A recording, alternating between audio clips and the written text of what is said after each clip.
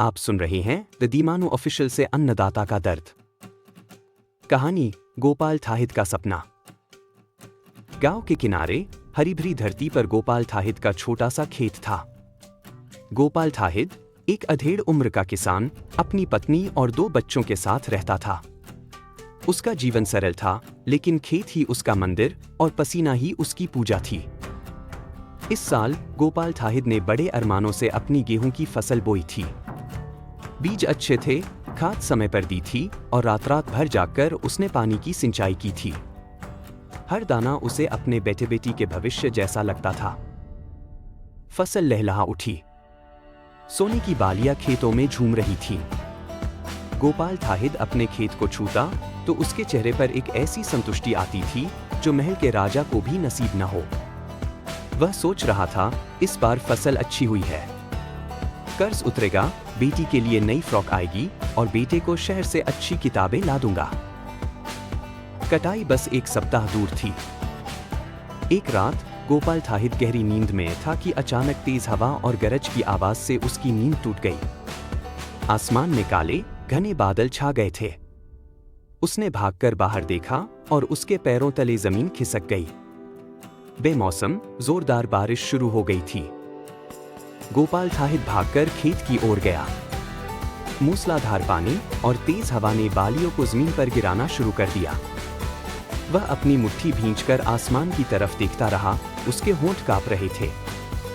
प्रकृति का यह रौद्र रूप उसकी सालों की मेहनत को चंद मिनटों में बहा रहा था। जब सुबह हुई तो खेत तालाब बन चुका था। गेहूं की बालियां जो कल तक शान से खड़ी थीं, अब कीचड़ और पानी में डूबी हुई थी। गोपाल थाहिद खेत के बीच में बैठ गया। उसके आंखों से आंसू नहीं निकल रहे थे, क्योंकि उसके सारे आंसू तो बारिश के पानी में बह गए थे। बेटा, अब क्या होगा? पत्नी ने पास आकर कहा। गोपाल थाहिद ने एक गीली, काली पड़ चुकी बाली उठाई। यह अब सोना नहीं है, यह तो मिट्टी है। उसका स्वर इतना भारी था जैसे उसमें सारी धरती का बोझ समा गया हो। जब वह मुश्किल से बची खुची फसल मंडी ले गया तो व्यापारी ने नमी बताकर औने पौने दाम लगाए। बाबूजी, हमारी मेहनत का क्या?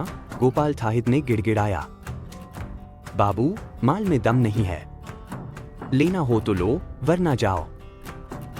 गोपाल थाहिद को हार माननी पड़ी। घर आते समय उसके पास न कर्ज चुकाने के पैसे थे, न नई किताबें और न बेटी के लिए फ्रॉक। उसके दिल में एक गहरा दर्द था। यह दर्द सिर्फ नुकसान का नहीं था, यह दर्द उस अन्नदाता का था जिसकी मेहनत का कोई मोल नहीं था, जिसकी किस्मत आसमान की एक बूंद पर टिकी थी। वह रात को खाना खाते हुए अपनी पत्नी से बोला, हम सबके लिए अन्न उगाते हैं, पर हमारे लिए कौन सोचेगा? अगले दिन गोपाल थाहिद ने फिर से खेत की ओर देखा। टूटे हुए सपने थे, पर टूटी हुई हिम्मत नहीं थी। उसने फावड़ा उठाया और कीचड़ साफ करना शुरू कर दिया। किसान हार नहीं मानता, वह फिर खड़ा होता है, पर उसके दिल में अन्नदाता का दर्द हमेशा रिश्ता रहता है। यह सवाल कि इस देश के लिए पेट भरने वाले का पेट आखिर कौन भरेगा?